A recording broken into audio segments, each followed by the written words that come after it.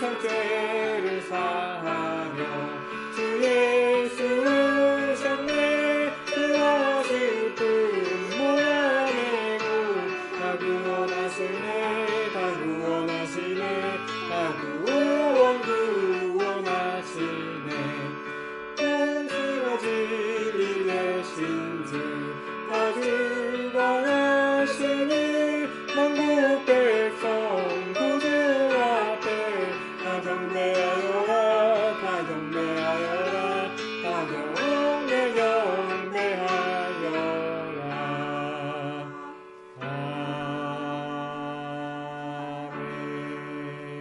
아멘.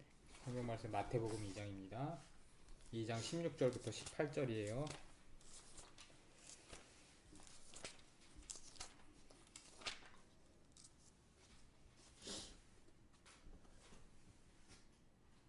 마태복음 2장 16절부터 18절 말씀 찾으셨으면 한 목소리로 읽겠습니다. 시작. 이에 헤롯이 박사들에게 속은 줄 알고 심히 노하여 사람을 보내어 베들레헴과 그 모든 지경 안에 있는 산의 아이를 박사에게 자세히 알아본 그때를 기준으로 2살부터 그 아래로 다 죽이니, 이에 선지자 예레미야를 통하여 말씀하신 바 라마에서 슬퍼하며 크게 통곡하는 소리가 들리니 라헬이 그 자식을 위하여 애곡하는 것이라. 그가 자식이 없으므로 위로받기를 거절하였도다 함이 이루어졌느니라. 아멘. 다사다난했던 한 해가 갔어요. 이번 성탄절은 어느 때랑 같으면서도 다른 느낌이 드는 것이 뭐냐면은, 또 한번 정치적인 이슈 때문에 많은 사람들이, 한 사람들은 울고 한 사람들은 웃는 그런 광경을 지켜보게 돼요. 정치로 인하여서 성탄절이 예수 그리스도의 의미에서 자기들이 원하는 의미로 더욱더 뭐라고 그럽니까? 자기가 원하는 바대로 쓰여지는 것을 보게 돼요. 몇 년 전부터 어느덧 성탄절이 되면은 메리 크리스마스라고 하는 사람이랑 해피 할로데이 혹은 매직 크리스마스라고 하는 그런 사람들로 나뉘어져 있는 것을 보게 돼요. 미국에서 힐러리 대통령과 오바마 민주당을 거치면서부터 사람들에게, 믿지 않는 사람들에게 이 옵션을 주었고, 세상 사람들에게 많은 자유가 누려지는 것 같은 그런 세상이 이루어진 것을 보게 돼요. 그런데 우리 그리스도인들에게는 예수님을 예수님이라고 얘기할 수 없고 공적인 자리에서 예수님을 전할 수 없는 그러한 어려운 세계가 지금 오고 있는 것을 보게 돼요. 우리 한국이라고 다르지 않아요. 정치인들의 죄에 관련돼서 판결이 나면 항상 예수 그리스도의 억울함과 연결지어서 그런 포스팅들이 넘쳐나는 것을 보게 돼요. 어제 어떤 정치적인 사건의 판결이 일어난 것을 보게 되는데요. 그 포스팅, 그 판결에 대한 견해의 포스팅들이 나타나는데, 그리스도인으로서 볼 때 심각한 공해라고 느껴질 정도로 그러한 포스팅들이 나타나서 눈살을 찌푸려지게 하는 그런 것을 보게 됐어요. 그 중에서 어떤 사람은 이런 글을 썼어요. 예수는 유대 제사장에 의해서 죽임을 당한 줄 알았다. 예수는 민중에게 유대 율법대로 살지 말라고 말했으니 그의 죽음은 예정되어 있었다. 저는 기독교인이 아니지만 예수가 하나님의 아들인지 부활했는지 관심이 없습니다. 낮은 데로만 향하다가 끝내 죽음까지 받아들이는 한 인간의 강철 정신에 매료되었습니다. 그리고 중략을 하고 골곶과 언덕과 어떤 정치인과 그의 가족이 걸어가고 있습니다. 가시왕관이 씌워졌고 십자가를 짊어졌습니다. 검찰 개혁을 않겠다 했으며 법무부 장관에 앉겠다 했으면 걷지 않았을 길입니다. 예수의 길입니다. 예수가 함께 걷고 계십니다. 라고 이야기하는 것을 보면서 굉장히 신성모독적인 그러한 느낌이 들게 됐어요.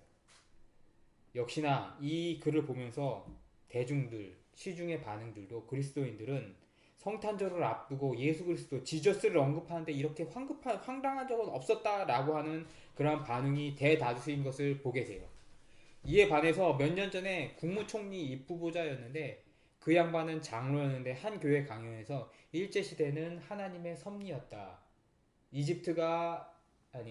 이스라엘이 이집트를 나오는 그러한 과정처럼 그것이 하나님의 섭리인 것처럼 한국 한민족에게 일제시대는 하나님의 섭리였다라고 이야기를 했다가 큰 봉변을 당하게 된 것을 보게 된 것을 여러분은 알 것이에요.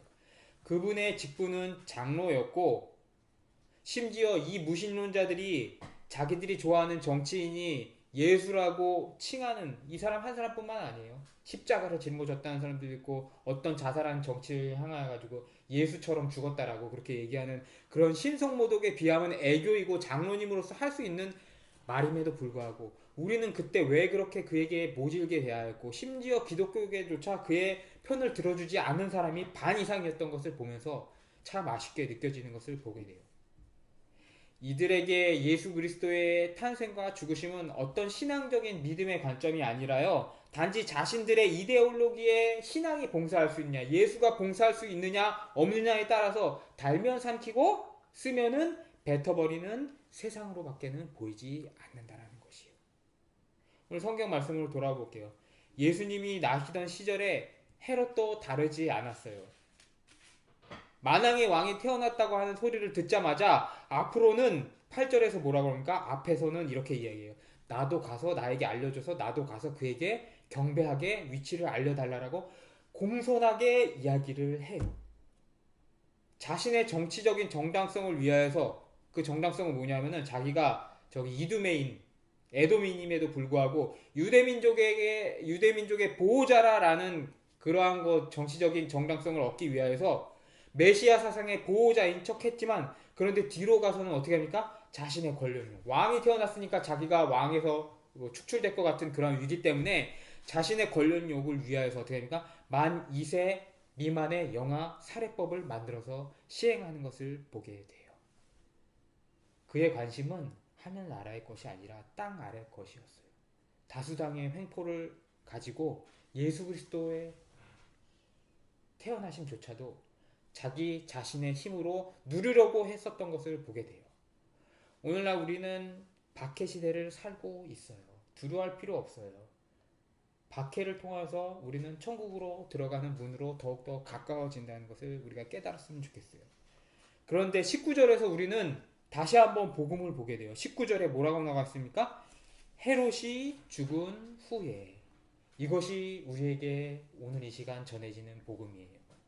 하늘조차도 이용해 먹으려고 했고 그 어린 주 예수조차도 이용해 먹으려는 수단으로 사용하려고 했던 그 다수당의 횡포를 휘두르려고 했던 헤롯 대왕조차도 죽어서 일말의 언급, 업적의 가치도 없이 어떻게 됩니까? 죽은 사람으로 넘어가고 시대가 넘어가는 것을 보게 돼요. 그리고 이제부터 어떻게 합니까? 우리가 그토록 대망하고 기다리던 예수 그리스도의 시대가 이루어지는 것을 보게 된다는 것이에요. 사랑하는 금안석교회 성도 여러분, 풀은 마르고 꽃은 시들어요. 그런데 예수 그리스도의 영광은 권력자가 다수당이 힘 있는 자들이 누리려고 해도 그 영광은 시들지 않고 그의 왕국과 함께 다시 오실 것을 우리는 굳게 믿어요. 그리고 그 나라가 다시 오실 것을 믿는 그리스도인 되기를 주님의 이름으로 축복하면서 오늘 설교를 마치도록 하겠습니다. 기도하겠습니다. 사랑과 은혜가 많으신 하나님 아버지, 저희들 이 자리에 불러주신 것 감사드립니다. 주님의 은혜와 능력으로 말미암아 2000년 전에 이 땅에 오신 예수 그리스도를 우리가 만나게 하신 것 감사드립니다. 주님의 은혜가 이 땅에 전해졌음에도 불구하고 그것을 믿지 않고 멸망의 길로 가는 백성들이 있음에 우리가 그것에 안타깝게 여깁니다. 그런데 그들을 도와준다고 하다가 우리도 그 자리에 빠지는 어리석은 그리스도인들 되지 않게 주님 도와주시옵시고 은혜 내려주시옵소서. 다른 것은 그들을 도와줄지라도 복음의 본질에 대하여서 신성모독에 관해서만은 우리가 정말로 우리의 권리를 내어주지 않는 그러한 믿음의 군병들에게 주님 도와주시옵시고 은혜 내려주시옵소서. 주님 함께 믿사옵고 이 모든 말씀 우리 주 예수 그리스도의 이름으로 기도드리옵나이다. 아멘. 찬송가 122장 부르시겠습니다. 122장 부르고 축도하고 마치겠습니다.